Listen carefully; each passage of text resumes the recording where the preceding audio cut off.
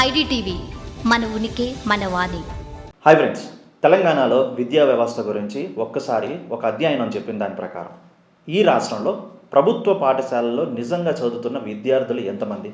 నిజంగా ఉన్న ప్రభుత్వ పాఠశాల అన్నిటిల్లోనూ 100% విద్యార్థులు చదువుతున్నారా అంటే లేదు.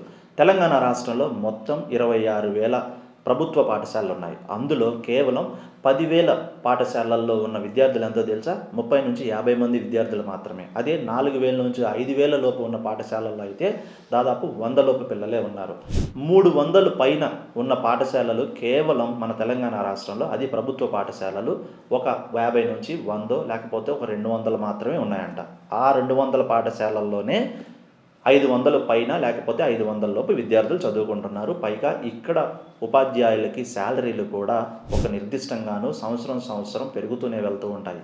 ఇక్కడ ఉపాధ్యాయుల శాలరీకి డోకా లేదు, అలాగే వాళ్ళ ఉద్యోగాలకు డోకా లేదు. కానీ చదువులు మాత్రం సున్నా. అవును, ప్రభుత్వ పాఠశాలలు 26,000 ప్రభుత్వ పాఠశాలల్లో అసలు ఒక్క విద్యార్థులు కూడా లేని పాఠశాలలు ఎంతో తెలుసా? 1,800 మంది పాఠశాలల్లో అసలు విద్యార్థులే లేరు.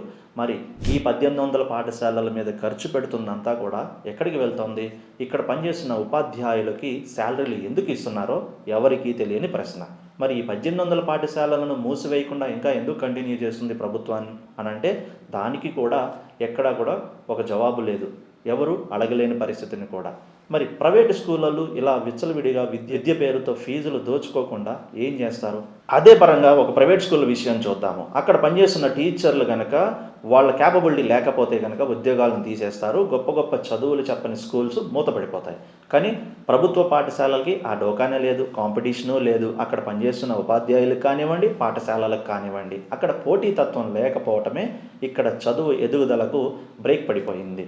కానీ ప్రభుత్వం ఇప్పటికైనా సరే అసలు విద్యార్థులే లేని ప్రభుత్వ పాఠశాలను పూర్తిగా మూసివేసి అక్కడ పనిచేస్తున్న ఉపాధ్యాయులను వేరొక చోటకి బదిలీ చేయటమో, లేకపోతే కనుక నైపుణ్యం లేని ఉపాధ్యాయులను తక్షణమే విధుల నుంచి తొలగించడమో చేస్తే కనుక ఉపాధ్యాయుల్లో కూడా భయం నెలకొంటుంది. ప్రభుత్వ పాఠశాలల్లో కూడా నాణ్యమైన చదువుకు శ్రీకారం చుట్టిన వాళ్ళు అవుతారు.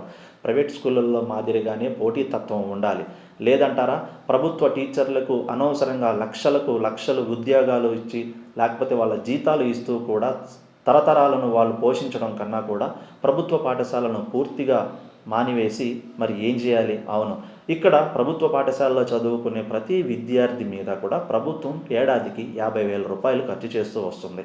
ఇదే 50,000 రూపాయలు ఆ తల్లిదండ్రుల ఖాతాలను లేకపోతే ఆ పిల్లలకి ఖాతాలను అందిస్తే మంచి విద్యా సంస్థల్లో ఉన్నతమైన విద్యలు చదువుకోవడానికి శ్రీకారం చుట్టిన వాళ్ళు అవుతారు. ప్రభుత్వ పాఠశాలకు ప్రతి ఏడా ఖర్చు పెట్టే బడ్జెట్లో నుంచి సపరేట్గా కూడా తీసే ప్రాబ్లము ఉండదు. వాటి నిర్వహణ చర్యలు, ప్రభుత్వ పాఠశాలలో పనిచేసే ఉపాధ్యాయులకు కూడా ఇన్ని లక్షల వేల జీతాలు ఇచ్చి వాళ్ళను మెయింటైన్ చేయడం కూడా పెద్ద భారం తగ్గుతోంది. అదే విద్యకు, అదే మెయింటెనెన్స్కు, వాళ్ళ జీతాలకు, పాఠశాల నిర్వహణకు ఖర్చు పెట్టే ఖర్చు విద్యార్థుల చదువు కోసం ఒక స్కాలర్షిప్ రూపంలో ప్రభుత్వమే అందిస్తే ప్రైవేట్ స్కూల్లో అయినా ఇంకొక స్కూల్లో అయినా సరే ఉన్నత విద్య వైపు పరుగులు తీస్తారు, ఉన్నత స్థాయికి చేరుకుంటారు, నాణ్యమైన విద్య అందుతుంది, పోటీతత్వం పెరుగుతుంది. అలాగే ఉన్నత స్థాయి విద్యను అందించే పాఠశాలలు నిలబడతాయి, లేని పాఠశాలలు మూతపడతాయి.